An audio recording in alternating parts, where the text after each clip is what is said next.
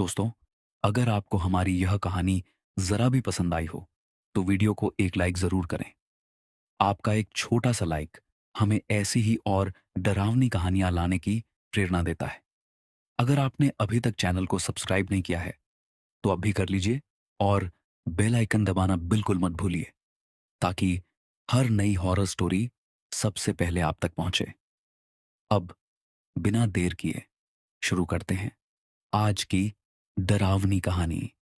उत्तराखंड के पहाड़ों में एक पुराना होटल था, होटल हिमशिखर। होटल की हर मंजिल खुली रहती थी, सिवाय कमरा नंबर 13 के। होटल का मालिक हमेशा एक ही बात कहता था, कमरा नंबर 13 किराए पर नहीं दिया जाता। लेकिन किसी को यह नहीं पता था कि हर साल एक तूफानी रात उस कमरे का दरवाजा अपने आप खुल जाता था और रिसेप्शन पर एक अनजान मेहमान आता था। वह बिना नाम बताए सिर्फ एक बात कहता, मेरी बुकिंग 25 साल पहले की थी।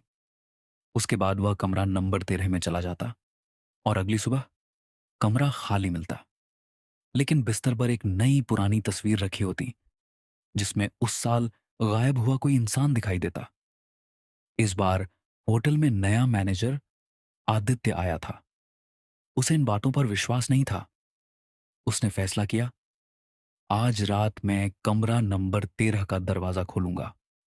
लेकिन जैसे ही रात के 12 बजे रिसेप्शन की घंटी अपने आप बजी और सीसीटीवी स्क्रीन पर एक आदमी दिखाई दिया, जिसका चेहरा था ही नहीं। उसने सिर्फ इतना कहा, मेरा कमरा तैयार है। रिसेप्शन की घंटी लगातार बज रही थी। आदित्य ने कांपते हुए सीसीटीवी स्क्रीन की ओर देखा। स्क्रीन पर वही अजनबी खड़ा था। उसने काला लंबा कोट पहन रखा था, सिर पर पुरानी टोपी थी, लेकिन जहां उसका चेहरा होना चाहिए था, वहां सिर्फ काला अंधेरा था। आदित्य ने हिम्मत करके होटल का मुख्य दरवाजा खोला। बाहर कोई नहीं था, लेकिन फर्श पर बारिश का पानी टपक रहा था, जैसे कोई अभी अभी अंदर आया हो। वह पानी की बूंदों के निशान का पीछा करता हुआ रिसेप्शन तक पहुंचा। निशान वहीं खत्म हो गए। तभी रिसेप्शन रजिस्टर अपने आप खुल गया। उसके आखिरी खाली पन्ने पर लाल स्याही से एक नाम अपने आप लिखने लगा, मेहमान नंबर 13। फिर उसके नीचे दूसरा नाम उभरने लगा, आदित्य। आदित्य का गला सूख गया। यह यह कैसे हो सकता है? उसी समय होटल की सारी लाइटें बुझ गईं। सिर्फ तीसरी मंजिल के गलियारे में एक पीली रोशनी जल उठी, वहीं जहां कमरा नंबर 13 था। धीरे धीरे गलियारे में किसी के चलने की आवाज आने लगी। ठक ठक ठक। आदित्य ने टॉर्च उठाई और सीढ़ियां चढ़ने लगा। हर मंजिल पर तापमान और ठंडा होता जा रहा था। तीसरी मंजिल पर पहुंचते ही उसे लगा जैसे पूरा होटल सांस ले रहा हो। दीवारों से फुसफुसाहट आ रही थी, वापस चले जाओ, दरवाजा मत खोलो। लेकिन तभी कमरा नंबर 13 का दरवाजा अपने आप धीरे धीरे खुल गया। अंदर घुप अंधेरा था। आदित्य ने टॉर्च की रोशनी अंदर डाली। कमरा बिल्कुल खाली था। सिर्फ बीच में एक पुरानी लकड़ी की कुर्सी रखी थी और उस पर एक पुरानी जेब घड़ी। घड़ी की सुइयां 12:13 पर रुकी हुई थी। जैसे ही आदित्य ने घड़ी उठाई, कमरे का दरवाजा जोर से बंद हो गया। पूरे कमरे में किसी बच्चे की हंसी गूंज उठी। फिर दीवार पर धीरे धीरे एक वाक्य उभरने लगा, अब अगला मेहमान तुम हो। आदित्य ने पूरी ताकत से दरवाजा खोला, लेकिन बाहर का गलियारा गायब था। उसकी जगह एक अंतहीन अंधेरी होटल की लॉबी थी, जहां दर्जनों कमरे थे और हर कमरे के दरवाजे पर एक ही नंबर लिखा था, 13, 13, 13। उसी क्षण पीछे से किसी ने उसके कान में फुसफुसाया, तुमने दरवाजा खोल दिया, अब होटल तुम्हें कभी जाने नहीं देगा। आदित्य ने पूरी ताकत से आंखें बंद कर लीं। जब उसने दोबारा आंखें खोली, वह अब उस कमरे में नहीं था। वह खुद को एक पुराने होटल के बीचों बीच खड़ा पाया, लेकिन होटल बिल्कुल नया दिख रहा था। दीवारों पर ताजा रंग था। रिसेप्शन पर लोग हंस रहे थे। घड़ी में तारीख थी, 15 अगस्त 1926। आदित्य समझ गया, वह अतीत में पहुंच चुका था। तभी एक छोटा लड़का उसके पास आया। साहब, आज होटल की 100वीं पार्टी है।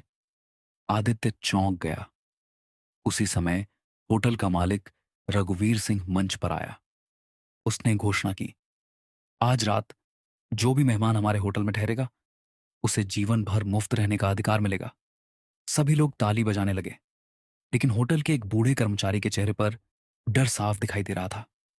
उसने धीरे से कहा, आज फिर बलि होगी। आदित्य उसका पीछा करते हुए तहखाने तक पहुंचा। तहखाने में एक लोहे का विशाल दरवाजा था। उस पर सिर्फ एक संख्या लिखी थी। 13 दरवाजा खुला। अंदर एक गोल कमरा था। कमरे की दीवारों पर 25 लोगों की तस्वीरें टंगी थीं। हर तस्वीर के नीचे एक साल लिखा था, 1926, 1951, 1976, 2001 और सबसे नीचे 2026। लेकिन उस तस्वीर में कोई और नहीं, आदित्य था। उसका दिल जोर जोर से धड़कने लगा। तभी पीछे से किसी ने कहा, हर 25 साल बाद यह कमरा एक नया मेहमान चुनता है। आदित्य ने पीछे मुड़कर देखा। वही बिना चेहरे वाला आदमी उसके सामने खड़ा था। इस बार उसकी आवाज साफ सुनाई दी। 100 साल पहले इस होटल के मालिक ने अमर होने के लिए एक काली शक्ति से समझौता किया था।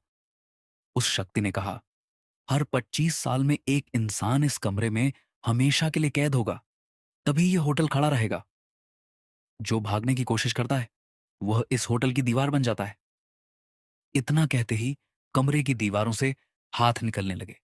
सैकड़ों हाथ, जो आदित्य को पकड़ने की कोशिश कर रहे थे। तभी उसे एक छोटी लड़की दिखाई दी। वह रो रही थी। भैया, मुझे यहां 25 साल पहले बंद किया गया था। अगर तुम बचना चाहते हो तो सूरज निकलने से पहले होटल की सबसे पुरानी घड़ी तोड़ दो। उसी घड़ी में इस श्राप की आत्मा कैद है।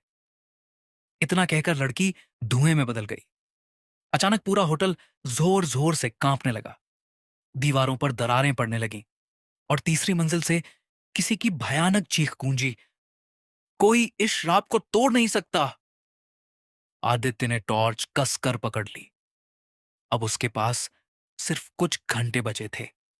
या तो वह होटल का 25वां कैदी बन जाता, या फिर 100 साल पुराने इस श्राप का हमेशा के लिए अंत कर देता।